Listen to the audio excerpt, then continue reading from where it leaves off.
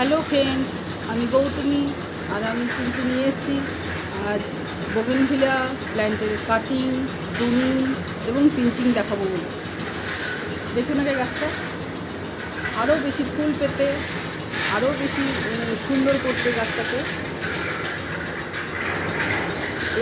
Cutting করতে হবে, plus pruning করে দিতে হবে, নাহলে কিন্তু ফুল পাওয়া যাবে না।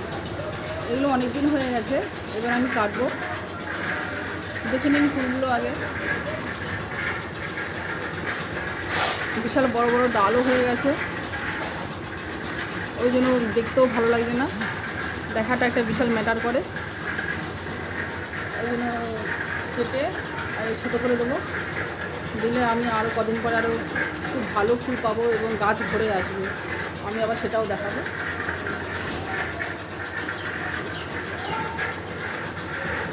ঠিক আছে, তাহলে চলুন দেখাই।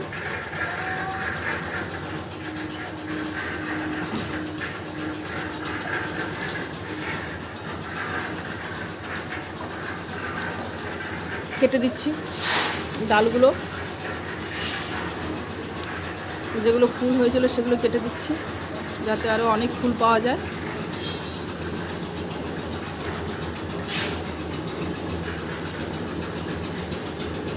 বিশাল বড় বড় ডাল হয়ে গেছে, যেমন আমাদের চুল হয়ে গেলে, লম্বা বেশি হয়ে গেলে দেখতে যেমন বাজে লাগে, চুলগুলো একটু কেটে কেটে রাখতে হয়, তেমনি গাছের ডালও একটু কেটে কেটে রাখতে হয়, দেখতে বিচ্ছিরি লাগে বেশি বড় বড় হয়ে গেলে, শেপ না হলে ভালো লাগে না।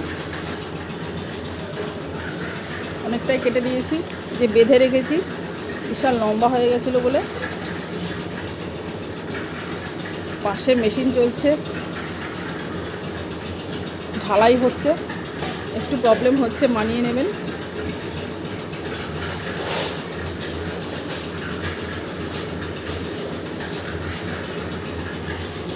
গাছটাকে একটু সুন্দর দেখানোর জন্য আরও একটু কেটে দেবো।